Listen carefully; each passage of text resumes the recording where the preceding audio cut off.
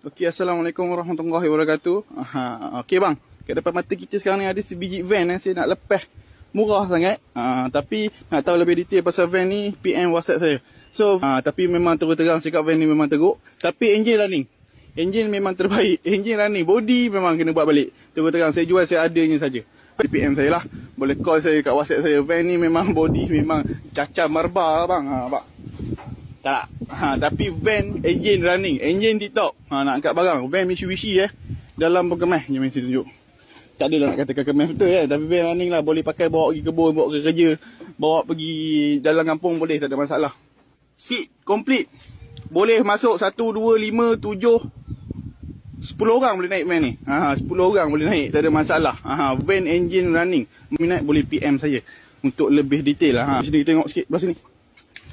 Cantik ni. Body van ni memang keras.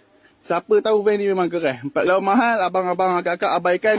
Kalau berminat PM saya, okey? Kalau mahal abaikan. Kalau berminat PM saya. Untuk lebih detail lepas van saya jual seadanya. Macam mana abang-abang akak tengok van ni sekarang, macam itulah saya jual. Saya tak ada usik apa-apa pun. Okey. Assalamualaikum warahmatullahi wabarakatuh. Lupa lagi satu van ni 1.6 1.6 tak silap saya. Van 1.6. Engine running, tak ada masalah. Call nombor dekat atas. Sekian, layan.